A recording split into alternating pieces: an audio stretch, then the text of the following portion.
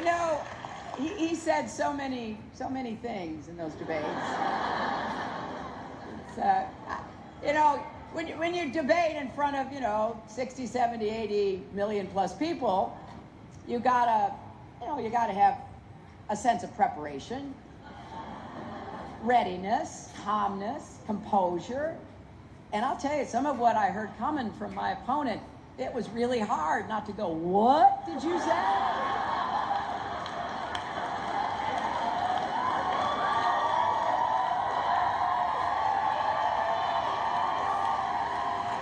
You know, he kept saying things like, "Well, what have you done for 30 years?" And, well, we know what he's done for 30 years. And, I mean, back in the 70s, he started with discriminating against African Americans and Latinos by refusing to rent them apartments in New York.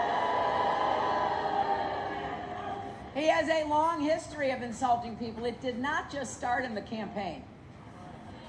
You can go back and find what he said about all kinds of folks. And one of the things I discovered in preparing for the debates, which I was kind of surprised by, is that he took out a full-page ad in 1987 to criticize President Reagan. So he is a equal opportunity insulter. But I did choose a different path from him. I have spent my career fighting for kids and families, and I'm proud that I have.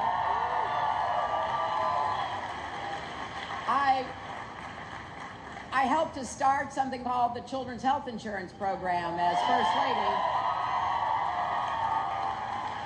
It covers 8 million kids, and I have to tell you that traveling around Pennsylvania, really anywhere in the country, I meet people who have been affected by the kinds of changes that we can do that give more folks a chance to get ahead. I'm all about making sure the American dream is big enough for everybody.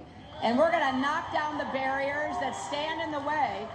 And, if you don't have your health, it's pretty hard to get ahead, right?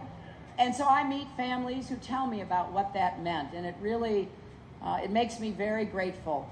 And I was a senator from New York on 9/11, and I spent my 8 years in the Senate helping to rebuild New York, keep us safer at home, and to provide health care to our brave first responders, our firefighters, our police, our EMTs, who ran toward danger. And as your Secretary of State, I traveled to 112 countries, negotiated ceasefires, reduced the threat of nuclear weapons, stood up for human rights and women's rights and workers' rights and LGBT